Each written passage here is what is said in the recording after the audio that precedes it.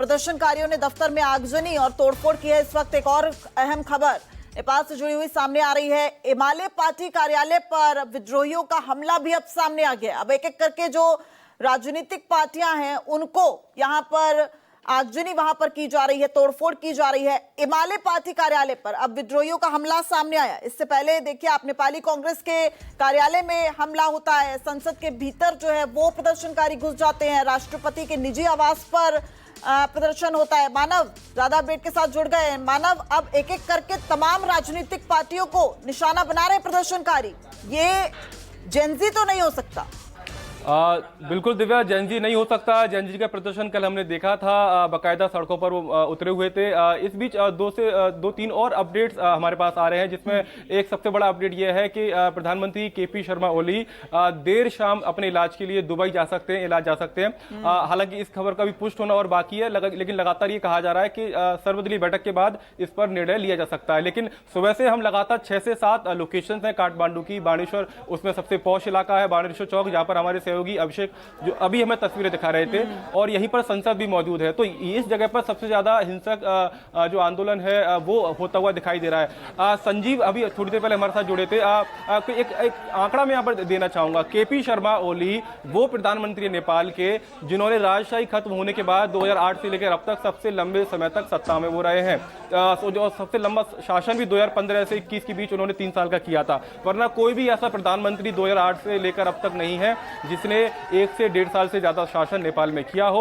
और यही अस्थिरता बताती है कि नेपाल में 2 से 3 परिवारों के बीच जो सत्ता गेंद की तरह फेंकी जाती है बार बार। केपी शर्मा ओली 3 बार प्रधानमंत्री रहे, पुष्प कमल भी 2 बार प्रधानमंत्री रहे, और इसके साथ 3 बार प्रधानमंत्री पुष्प कमल भी रहे, माफ कीजिएगा। और शेर बहादुर देउवा जो नेपाली कांग्रेस के अध्यक्ष हैं, पूर्व प्रधानमंत्री, वो भी 2 बार प्रधानमंत्री रहे। आप सोचिए कि 2008 से लेकर 2025 के बीच में 14 बार प्रधानमंत्री की गद्दी पर नए लोग बैठाए गए, और उसमें से 3 लोग बार बार उस पर बैठे। तो ये जो शासन है बार बार उन्हीं लोगों के बीच में चलता आया है, उन्हीं पार्टियों का एक तरीके से सत्ता पर वो लोग काबिज रहे हैं। तो इसी को लेकर नाराजगी भी है कि वो परिवर्तन चाहे हमने श्रीलंका में देखा, चाहे बांग्लादेश में देखा, कुछ वैसा ही अब हमको नेपाल में होता हुआ दिखाई दे रहा है। क्योंकि जिस तरीके से नारे ओली शर्मा माफ कीजिए केपी शर्मा ओली के लिए लगाए जा रहे हैं, वो कहीं ना कहीं ओली शर्मा की चिंता इसलिए बढ़ा रहे हैं क्योंकि सबसे ज्यादा गद्दी पर रहने के बावजूद भी सबसे ज्यादा नाराजगी केपी शर्मा ओली से ही नेपाली जनता के मन में अभी इस वक्त दिखाई दे रही है। और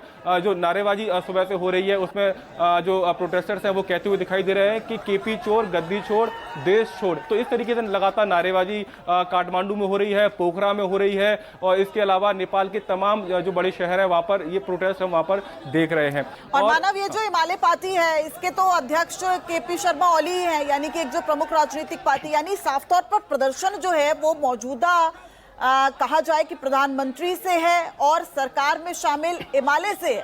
तो अब जो भरोसा है जेनजी का वो कौन सी पार्टी पर ज्यादा बढ़ता नजर आ रहा है? देखिए, क्योंकि हम पार्टी की बात कर रहे हैं तो सरकार की बात भी यहाँ पर होगी। क्या दोनों पार्टियां, नेपाल कांग्रेस और सीपीएन यूएमएल जो केपी शर्मा ओली की पार्टी है, ये दोनों पार्टियां सरकार इस समय चलाती हैं नेपाल में। और आप सोचिएगा, क्योंकि आप भी दिव्या राजनीति कवर करती हैं, एक पार्टी नेपाली कांग्रेस जिसके पास 88 नंबर है, और एक पार्टी जिसके पास सिर्फ 79-78 नंबर है, यानी 10 नंबर ज्यादा, संख्या बल ज्यादा होने के बावजूद भी केपी शर्मा प्रधानमंत्री बने हुए हैं। तो आपस में क्या डील होती है, क्या नहीं होती है, ये वो पार्टियां ही बता पाएंगे। लेकिन इन्हीं चीजों से जो भ्रष्टाचार होता है वो आप समझ पाएंगे, हमारे दर्शक समझ पाएंगे कि केपी शर्मा ओली या शेर बहादुर देउवा जिनकी नेपाली कांग्रेस है, यही पार्टियां बार बार जोड़ तोड़ की राजनीति करके सरकारें बना लेती हैं और नेपाली जनता का भला नहीं होता। जो कि जैसी बातें हम नेपाली लोगों की हम सुन पा रहे हैं, उनके बयान, उनकी बाइट जो सुन पा रहे हैं, उससे निकल के यही आ रहा है कि करप्शन बहुत ज्यादा इसलिए भी है क्योंकि बार बार सत्ता उन्हीं लोगों के हाथ में चली जाती है। और अब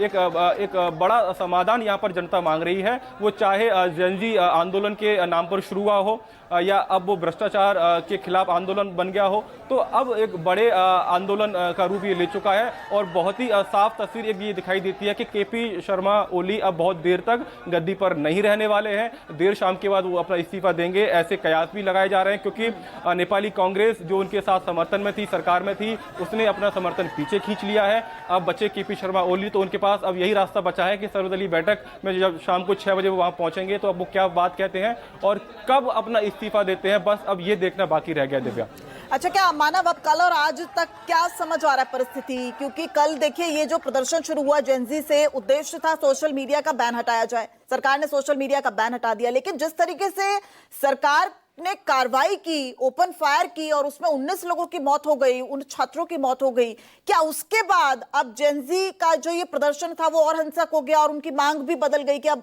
सरकार को हटाना है?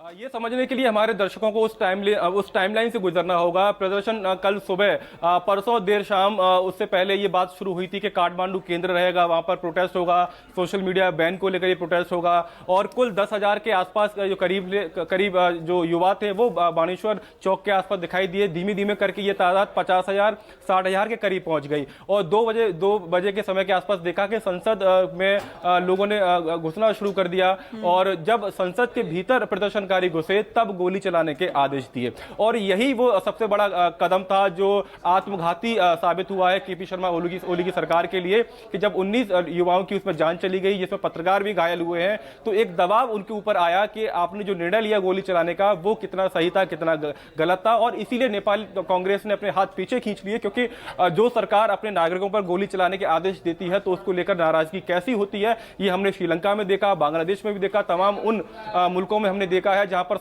तख्ता पलट हुआ है। तो नेपाल में कहीं ना कहीं नेपाली कांग्रेस ने एक तरीके से उस समय पर अपना निर्णय लिया। उसके बावजूद भी सबसे ज्यादा जो नुकसान है वो नेपाली कांग्रेस के जो मंत्री हैं सरकार में उनके घर पर हो रहा है, उनके घर पर तोड़फोड़ हो रही है। लेकिन केपी शर्मा के हिस्से के जो मंत्री हैं उन्होंने भी इस्तीफा नहीं दिया है। तो प्रदर्शन शुरू तो हुआ था सोशल मीडिया बैन को लेकर, लेकिन अब वो उसमें भ्रष्टाचार एक कड़ी बन गया या जिस तरीके से शासन चलाया जा रहा है कुछ परिवारों द्वारा वो कड़ी बन गया। तो जेनजी के नाम पर प्रोटेस्ट जरूर शुरू हुआ था, काठमांडू इसका केंद्र था, काठमांडू के मेयर ने खुला समर्थन इस प्रोटेस्ट को दिया।